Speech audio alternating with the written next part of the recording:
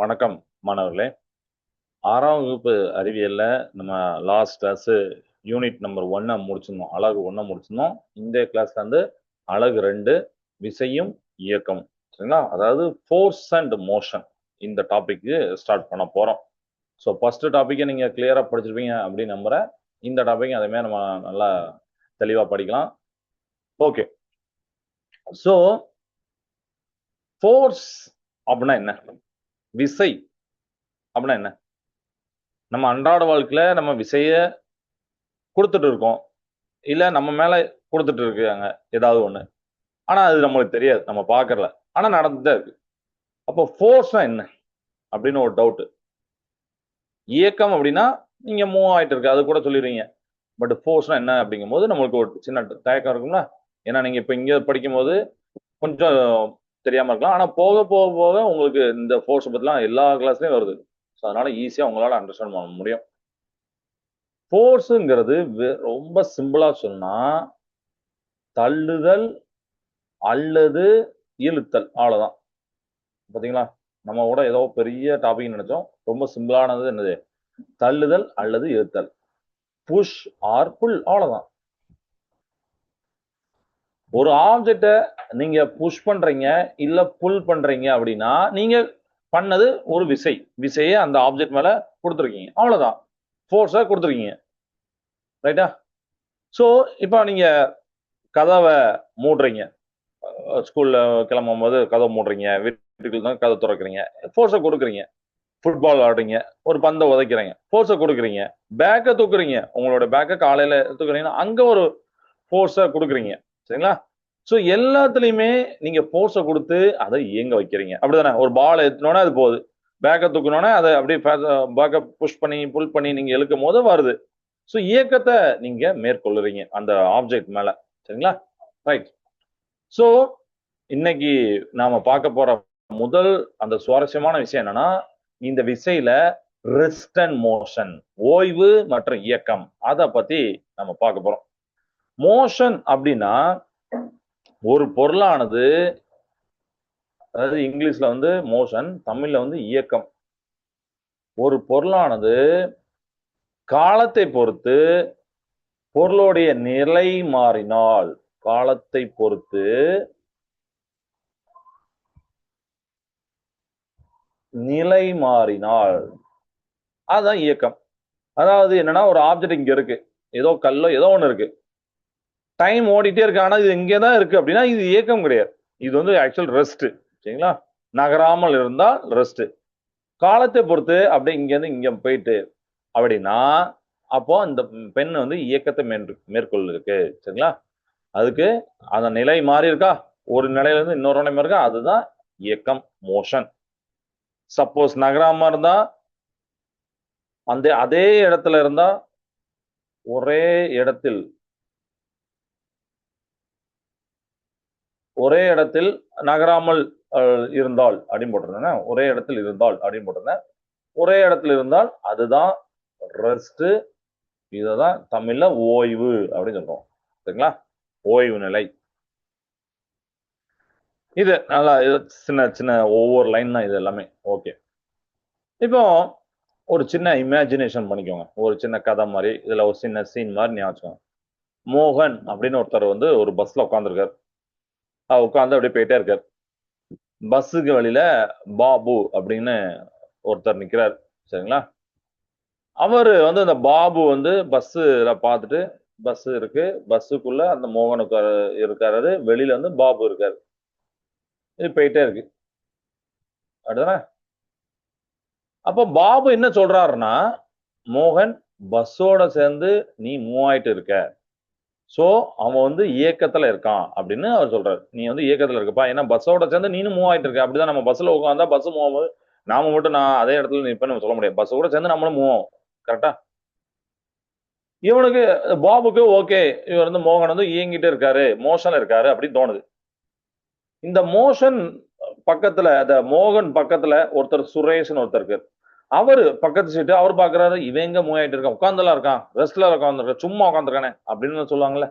அவருக்கு பக்கத்துல இருக்கிற அந்த சுரேஷுக்கு என்ன ஆகும்னா, இவன் எங்கப்பா மூவ் ஆயிட்டு இருக்கான், சும்மா தான் உட்காந்துருக்கான். அவர் என்ன நினைப்பாரு, மூவ் ஆயிட்டுன்னா பஸ்ஸுக்குள்ள அங்கேயும் இங்கேயும் போறதான் மூவ் ஆடுன்னு நினைப்பாரு. அப்படிதானே? சோ அவர் பக்கத்துல இருக்கக்கூடிய மோகன் பக்கத்துல இருக்கக்கூடிய சுந்தருக்கு, அந்த சுரேஷுக்கு, யாரோ ஒருத்தருக்கு இவன் வந்து உட்கார்ந்துருக்க மாதிரி தோணுது. அப்போ அவன் ஓய்வு நிலை இருக்கான் அப்படின்னு தோணுது. சரிங்களா?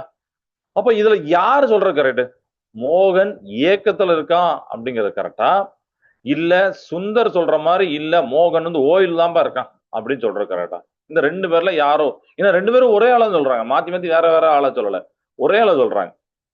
ஒரே ஆளு ரெஸ்ட்லயும் இருக்க முடியும், மூவ்மெண்ட்லயும் இருக்க முடியுமா அப்படின்னா, இதுதான் நம்ம அண்டர்ஸ்டாண்ட் பண்றது, வித்தியாசமா அண்டர்ஸ்டாண்ட் பண்ணணும். என்னன்னா, மூவ் ஆறது ரெஸ்ட்ல இருக்காது, யாரை பொறுத்து அப்படின்னு இருக்கு.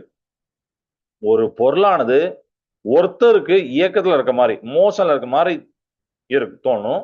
இன்னொருத்தருக்கு ஓய்வு நிலையில இருக்கிற மாதிரி தோணும். சரிங்களா? ரெஸ்ட்ல இருக்க மாதிரி தோணும். அதனால இந்த ரெஸ்ட் அண்ட் மோஷனை சார்புடையவை அப்படிம்பாங்க. அதாவது ரிலேட்டிவ் அப்படிம்பாங்க இதெல்லாம். 2 பேருக்கும், அதாவது யாரு இந்த இயக்கமும் ரெஸ்டும் ரிலேட்டிவ், சார்புடையவை. சார்புனா ஒருத்தரை வச்சு இன்னொருத்தர் அப்படிங்கிற மாதிரி. சரிங்களா? அப்படின்னு சொல்றோம்.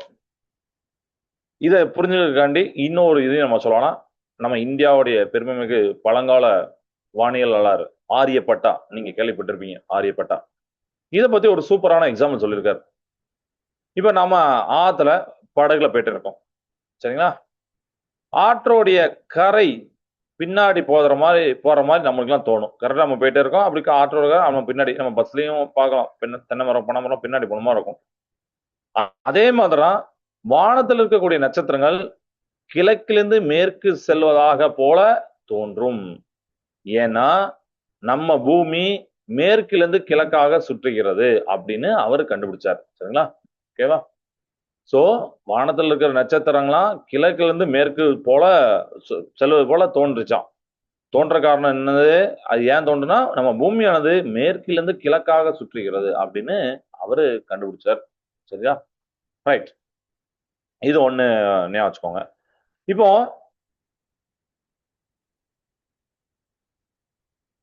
பொருட்கள் எப்படி இயங்குது? இயக்கம் அப்படின்னு சொல்லியாச்சு. பொருட்கள் எப்படி இயங்குது? அதுக்கு காரணம் என்ன? அந்த இயக்கத்துக்கு காரணம் என்ன? ரீசன் என்ன? எப்படின்னா, அவர் மேல, அந்த பொருள் மேல செயல்படக்கூடிய போர்ஸ் தான் காரணம், விசை தான் காரணம். அப்படிதானே? அப்ப நீங்க விசை கொடுத்தீங்கன்னா, தள்ளுறீங்க, இழுக்கிறீங்கன்னா, நீங்க பொருட்களை தள்ளுறீங்க, இழுக்கிறீங்க அப்படின்னா பொருள் இயக்கத்தை மேற்கொள்ளுது. அப்ப இயக்கத்திற்கு காரணம் போர்ஸ், விசை. சரிங்களா? மோஷன் காரணம் போர்ஸ். இது கிளியர் ஆயிட்டா? சரி. இப்ப இத நம்ம இன்னும் கொஞ்சம் அண்டர்ஸ்டாண்ட் பண்றதுக்காண்டி என்னுடைய அனிமேஷன்ஸ்ல ஒரு இதா காமிக்கிறேன். சரி, இதை நீங்க அண்டர்ஸ்டாண்ட் பண்ணா, ஒரே நிமிஷம். ரெஸ்ட், மோஷன், அப்புறம் அந்த ஆப்ஜெக்டை ஸ்டாப் பண்றது எல்லாத்தையுமே அதுல நம்ம பார்ப்போம்.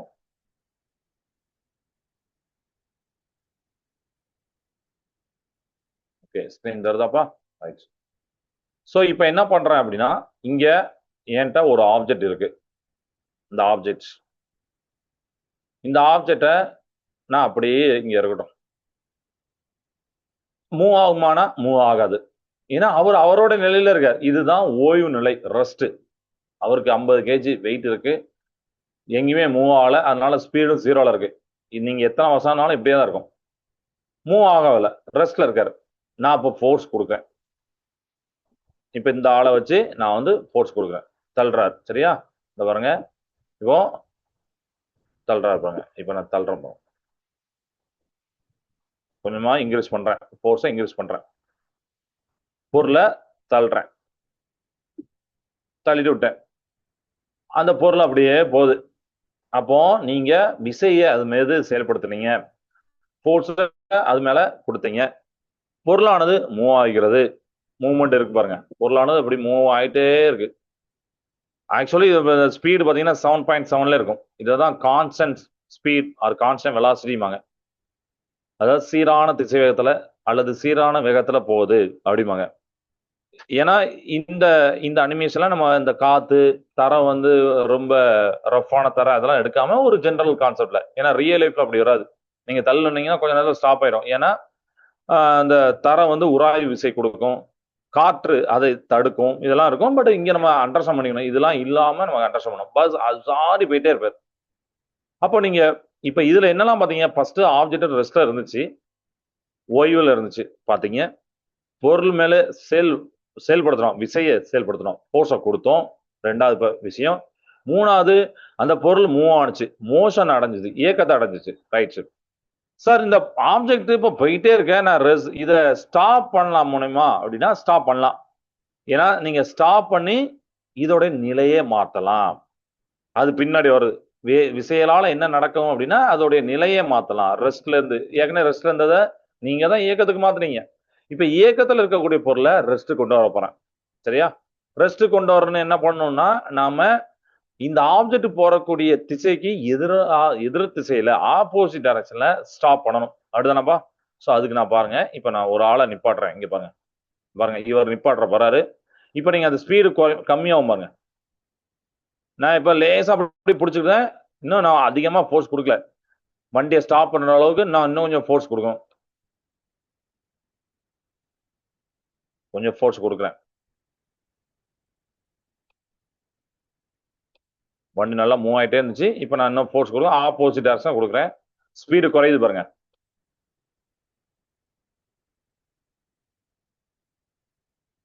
ரைட்டா? அப்படியே குறைஞ்சிட்டு வரும். ஒரு டைம்ல ரெஸ்ட்டுக்கு வந்துடும். பாருங்க, 0 வரப்போகுது. எஸ், இனி அந்த ஆப்ஜெக்ட்டுக்கு உண்டான அந்த 0 வந்த பிறகு ஸ்டாப் ஆகும். ஏன்னா நான் இப்போ இவர் இங்க இருந்து தள்ளுறாரு. சரிங்களா? இவர் தள்ளுறதுனால திருப்பி அந்த ஆப்ஜெக்ட் போகும்.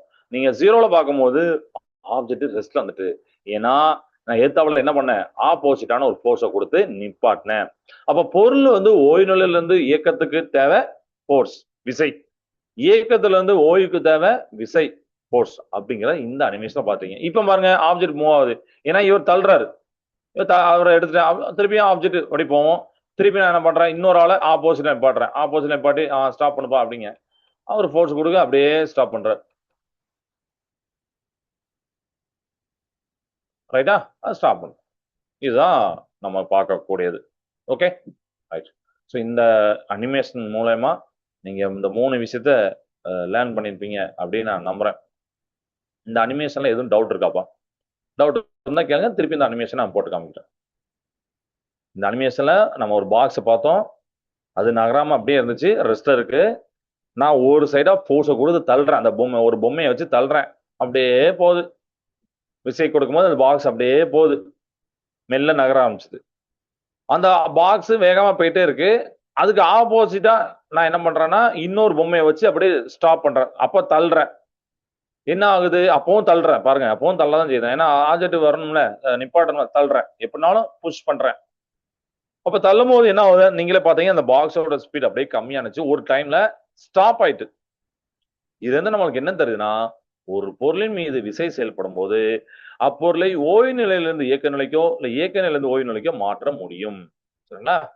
So force acting on that body என்னெல்லாம் பண்ணும், rest to motion, motion to rest, அதை மேக் பண்ணும். இதுதான் ரீசன்.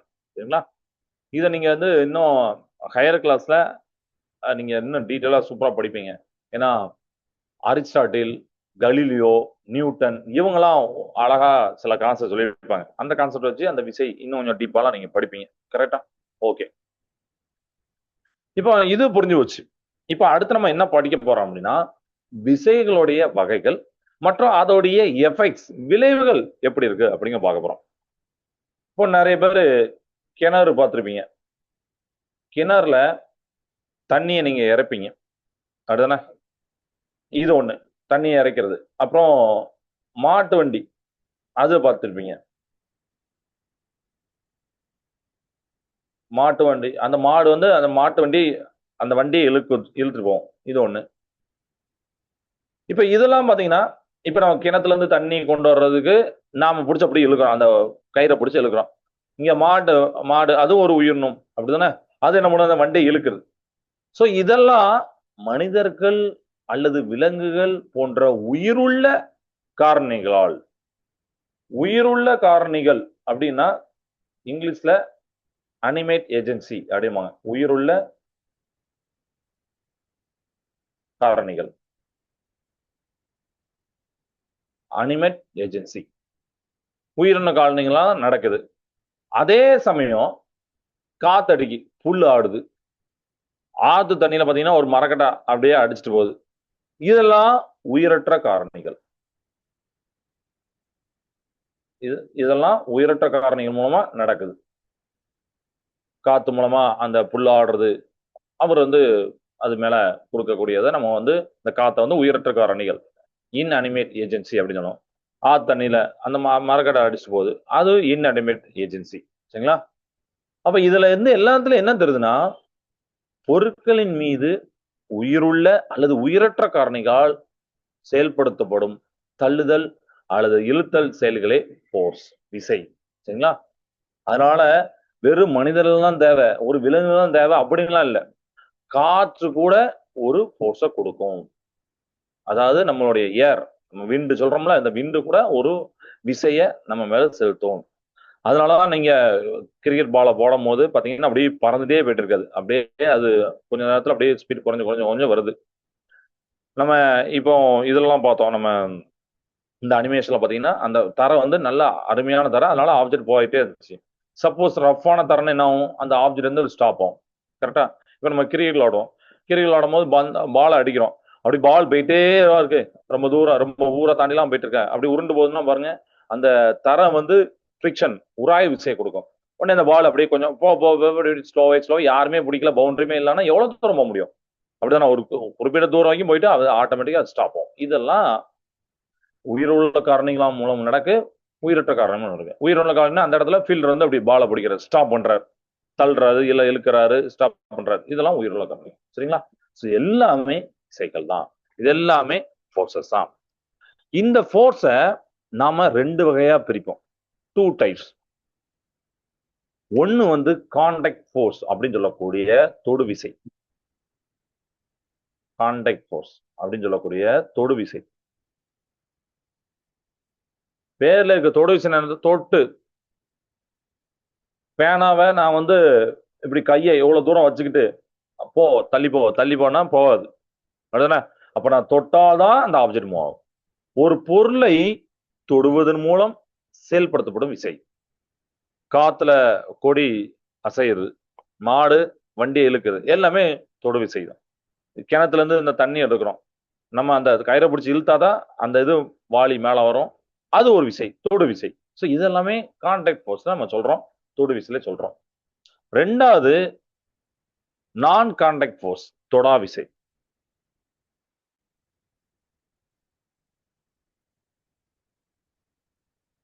நான் கான்டாக்ட் ஃபோர்ஸ்,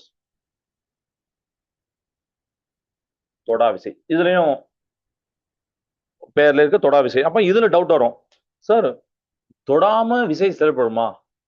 நீங்க இப்ப சொன்ன கான்செப்ட் படி பார்க்கும்போது மாடு வண்டி இழுக்குது, கிணத்துல தண்ணி இழுக்கிறோம், நீங்க பேனாவை தள்ளுறீங்க, எல்லாமே தொட்டு தானே பண்றீங்க, தொடாம எப்படி சார் விசை கொடுக்க முடியும்?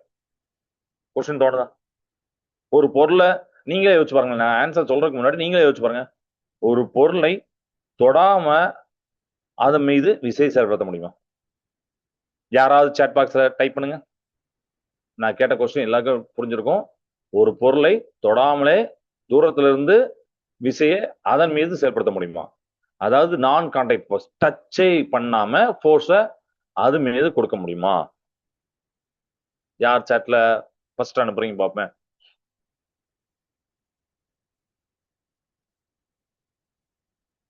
நீங்க சாட்ல அனுப்பாட்டா கூட பரவாயில்ல, யோசிச்சு பாருங்க, அப்படி ஏதாவது இருக்குமா?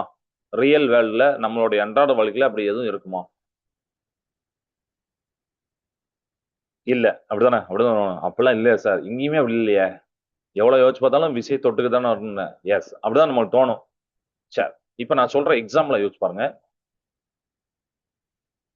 மரத்துல இருந்து பழங்கள் கீழே விழுது, இல்ல ஏதோ அந்த ஒரு தேங்காய், ஏதோ ஒண்ணு, ஒரு இலை, ஏதோ ஒரு கிளை இதான் விழுது, மரத்துல இருந்து விழுது. இது கீழே விழுது காரணம் என்ன?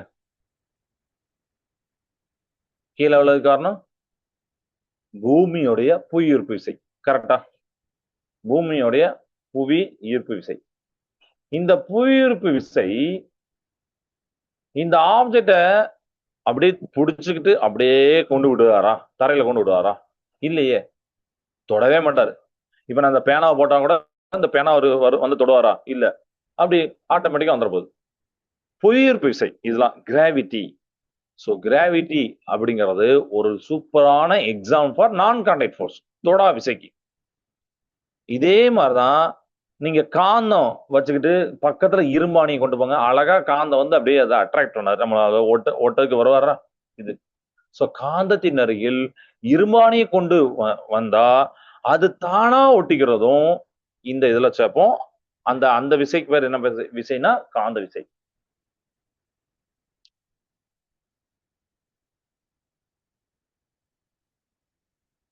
அந்த விசை பேர் என்ன பேருனா காந்த விசை. அது வந்து மேக்னடிசம் அப்படின்னு சொல்லுவாங்க, நீங்க பின்னாடி படிப்பீங்க இது.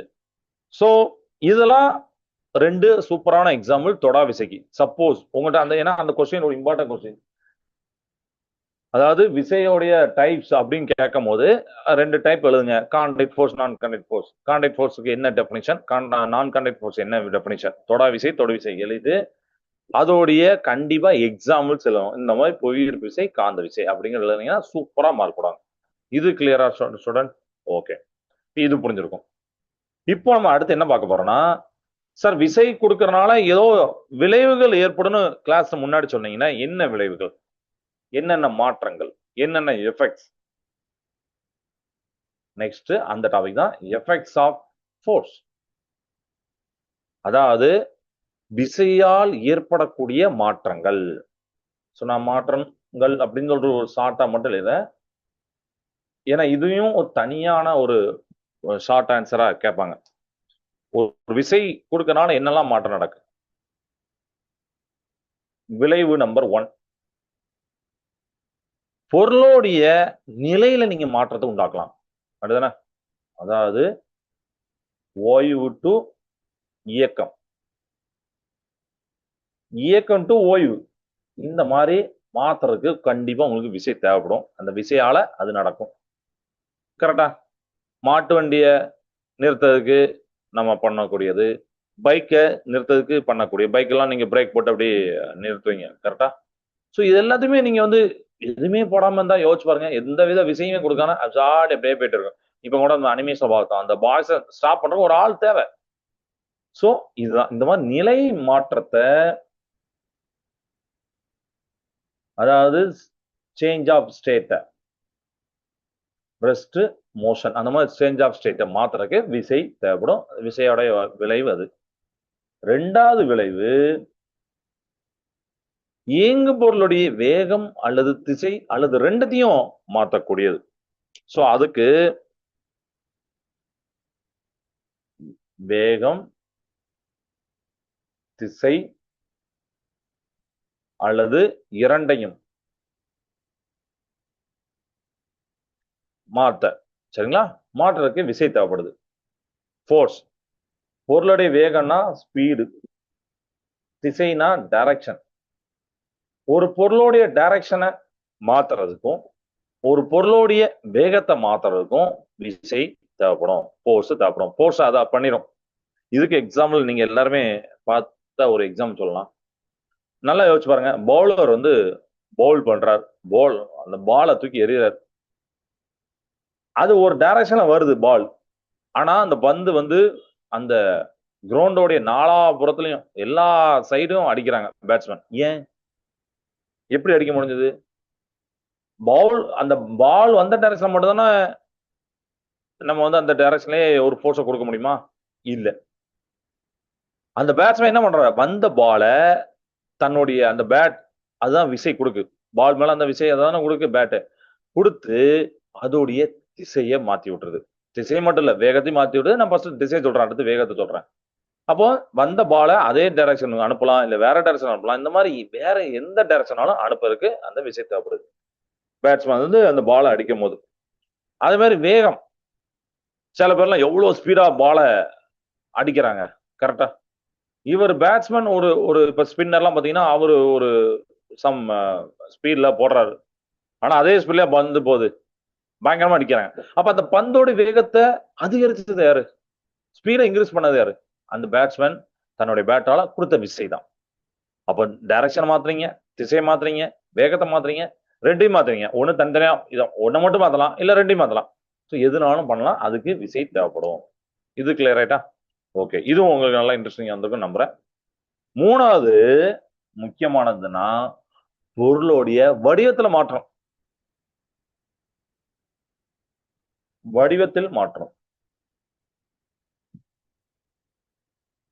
அதாவது அதோடைய ஷேப், சைஸ், இதுல இது நீங்க டே டு லைஃப்ல எங்கேயோ பார்க்கலாம். நீங்க சப்பாத்தி மாவு வீட்டில் புளியும் போது பார்ப்பீங்க, அந்த பிசையும் போது ஃபோர்ஸை கொடுத்து அதோடைய ஷேப்பை மாற்றுவாங்க. ரப்பர் பேண்டை இழுக்கிறீங்க, சாதாரணமாக இருக்கிற அந்த ரப்பர் பேண்டை இழுக்கிறீங்க, அதோடைய வடிவம் வந்து சுருங்கலாம், விரிவடையலாம், அப்படியே எக்ஸ்பேண்ட் ஆகலாம், எல்லாம் பண்ணலாம். என்ன இதெல்லாம் வந்து விளைவு வந்து நம்ம ஃபோர்ஸால கொடுக்கக்கூடிய விளைவுகள். சரியா? இதெல்லாம் நம்ம எஃபெக்ட்ஸ் ஆஃப் ஃபோர்ஸை பார்க்குறோம். ஸோ தனியான கொஸ்டின் கேட்டாங்கன்னா இந்த 3 பாயிண்ட் இருக்கணும். ஏதாவது ஒரு பாயிண்ட் மட்டும் எழுதினா போதாது, 3 பாயிண்ட் எழுதணும். ஓகே, வடிவத்தில் ஷேப்ல மாற்றம், அப்புறம் நிலையில மாற்றம், அப்புறம் ஸ்பீட் டைரக்ஷன்ல மாற்றம் அப்படிங்கிறத நீங்க பார்த்துக்கலாம். ஓகே ஸ்டூடெண்ட்ஸ், ஸோ இன்னைக்கு கிளாஸ்ல இது போதும். நம்ம அடுத்த கிளாஸ்ல நம்ம நெக்ஸ்ட் டாபிக் பார்ப்போம். இன்னைக்கு கிளாஸ் நம்ம என்னெல்லாம் கத்துக்கிட்டோம் அப்படிங்கிறத லேசா ரீகால் பண்ணிடலாமா? நாம இயக்கமும் ஓய்வும் எப்படி ஒரு ரிலேட்டிவ், எப்படி சார்புடையவை அப்படின்னு பார்த்தோம். அடுத்த ஒரு ஆளுக்கு இயக்கமா இருக்கலாம், ஒரு ஆளுக்கு ஓய்வா இருக்கலாம், ஏன்னா ரெண்டுமே ரிலேட்டிவ். அது இன்னும் இன்டீப்பா ஹையர் கிளாஸ் படிப்பீங்க. அது இன்னும் நிறைய வார்த்தைகள்லாம் உண்டு, சயின்டிபிக்கல் டேர்ம்ஸ், அது பின்னாடி படிப்பீங்க. அதுக்கப்புறம் இம்பார்ட்டண்டா தொடு விசை, தொடா விசை பார்த்தோம். கான்டாக்ட் ஃபோர்ஸ், நான் கான்டாக்ட் ஃபோர்ஸ் பார்த்தோம். தொட்டுக்கிட்டு ஆப்ஜெக்டை சேஞ்ச் பண்றது, தொடாமையவே சேஞ்ச் பண்றது, நடுவில் இருக்கக்கூடிய வித்தியாசம். அப்புறம் ஒரு ஃபோர்ஸ் ஒரு பொருளுடைய வடிவம், வேகம், திசை எப்படி மாத்துது அப்படிங்கிற அந்த எஃபெக்ட்ஸ் ஆஃப் ஃபோர்ஸ்ல பார்த்தோம். அடுத்தானே ஷேப்பு, அப்புறம் வேகம், ஸ்பீடு, டைரக்ஷன் அப்படிங்கிற திசை, இதெல்லாம் எப்படி மாறுது, அதோடைய ஸ்டேட், ஓய்வு டு இயக்கம், இயக்கம் டு ஓய்வு எப்படி மாறுது, எல்லாத்தையும் பார்த்தோம். சரியா? Okay, super. இப்போ எல்லாரும் சயின்ஸ் நோட் எடுத்துக்கோங்க. நான் இப்போ டிக்டேஷன் வேர்ட்ஸ் 5 வேர்ட்ஸ் தருவேன், கண்டிப்பா எழுதி அதை அனுப்பணும். சரிங்களா? சும்மா நம்ம வந்து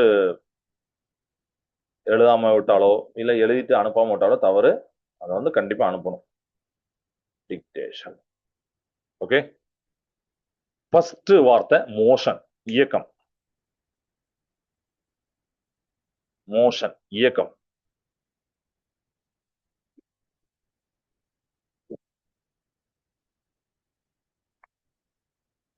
மோஷன், இயக்கம் போட்டீங்களா? ரெண்டாவது வார்த்தை ரெஸ்ட், ஓய்வு.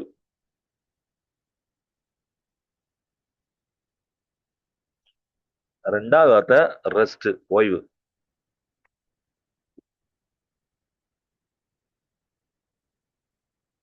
மூணாவது வார்த்தை ஃபோர்ஸ், விசை. மூணாவது வார்த்தை ஃபோர்ஸ், விசை. ஃபோர்ஸ், விசை. நாலாவது வார்த்தை கான்டாக்ட் ஃபோர்ஸ், தொடு விசை. கான்டாக்ட் ஃபோர்ஸ், தொடு விசை.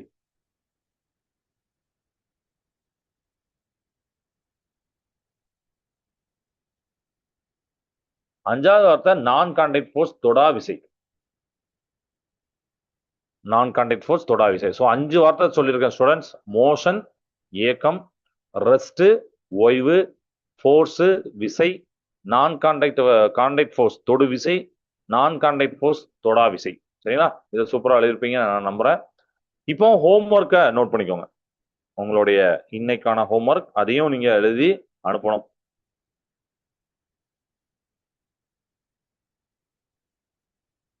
வீட்டு பாடம். சரியா? உங்களுடைய டெய்லி லைஃப்ல, டே டு டே லைஃப்ல கான்டாக்ட் ஃபோர்ஸ், நான் கான்டாக்ட் ஃபோர்ஸுக்கு 2 உதாரணங்கள் உங்க டெய்லி லைஃப்ல இருந்து எடுத்து நீங்க எழுதணும். அதாவது தொடு விசை, தொடா விசை இருக்குல்ல, அந்த இதுக்கு உங்க டே டு லைஃப்ல பார்க்கக்கூடியது. ஒருத்தரை மாதிரி ஒருத்தர் எழுதக்கூடாது. நீங்க ஒரு 2 எழுதுங்க, அவர் 2 எழுதணும். ஒவ்வொன்றுலயும் 2 எக்ஸாம்பிள்ஸ் எழுதணும், உதாரணங்கள் எழுதணும். சரிங்களா? ஒவ்வொன்றுக்கும் 2 எக்ஸாம்பிள்ஸ் எழுதணும். புரியுதா? இதுதான் உங்களுடைய இன்னைய ஹோம்ஒர்க். இன்னைக்கு வந்து நம்ம சின்ன டாபிக் தான் பார்த்தனால இந்த ஒரு சின்ன ஹோம்ஒர்க் போதும். அடுத்தடுத்து பெரிய டாபிக் பார்க்கும்போது கொஞ்சம் பெரிய ஹோம்ஒர்க்கை தரேன். ஓகே, இதை மட்டும் நோட் பண்ணிட்டாங்க.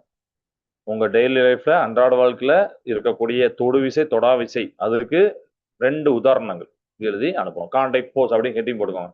தொடுவிசை உதாரணங்கள், நான் கான்டாக்ட் ஃபோர்ஸ் தொடாவிசை உதாரணங்கள் அப்படின்னு சொல்லிட்டு நீங்க இதுதான் இன்னைக்கு. ஓகே ஸ்டூடெண்ட்ஸ், ஸோ எல்லாமே கரெக்டாக பண்ணிப்பீங்க, லேர்ன் பண்ணிப்பீங்கன்னு நம்புறேன்.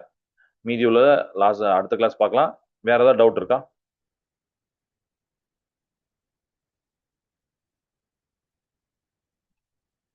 டவுட் இல்லைங்களா? சரிப்பா, கிளாஸ் வாழ்க பாரதம், வெல்க தமிழகம். நன்றி, வணக்கம்.